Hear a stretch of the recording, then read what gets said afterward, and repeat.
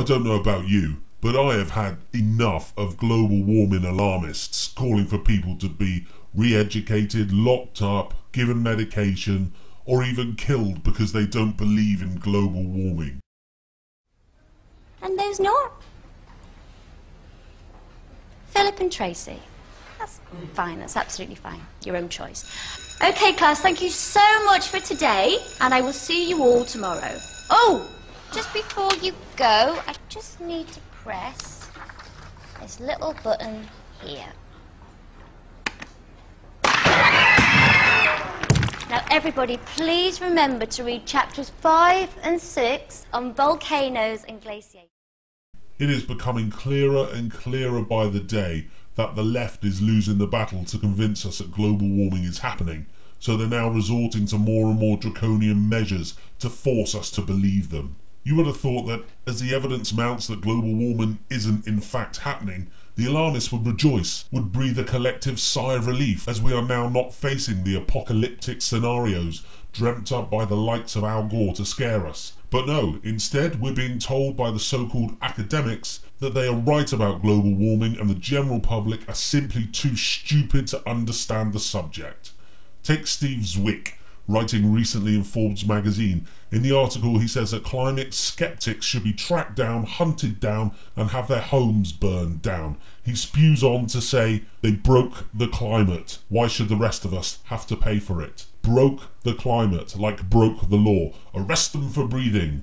Carrie Norgard, an Oregon-based professor of sociology and environmental studies, has recently said that climate change skeptics, global warming skeptics, turn them what you will, have a sickness and should be treated. She likens anyone who doesn't agree with Al Gore a racist. She even wrote to President Obama urging him to ignore public opinion and disregard democracy in favour of enforcing draconian climate change mandates.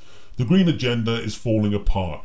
In the first IPCC assessment report on global warming in 1990, it stated that by now our planet would be about 1 million degrees hotter. We would never see snow again. All the polar bears and penguins would be dead.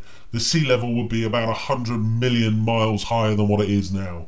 The fact is, all the fear-mongering the Greens have thrown at us over the last 20 years or so has been blown apart by the facts. We have Arctic ice that is thickening, polar bears and penguins are thriving, the Himalayan glaciers are growing, and climate scientists are even agreeing that there's been no global warming since 1995. All this means the Greens are becoming more aggressive in their attacks against anyone who dare question the global warming mantra. The agenda the Greens want to introduce will shut down the Western economy.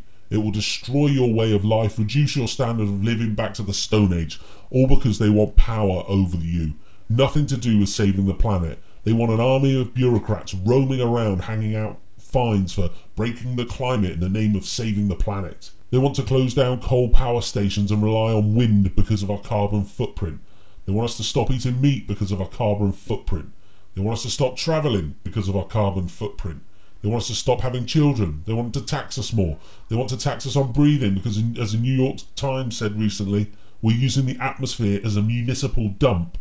Well, I am fed up with people running around telling me what I should and shouldn't do and trying to make me feel guilty for booking a holiday or driving my car a short distance, all in the name of global warming, which simply isn't happening.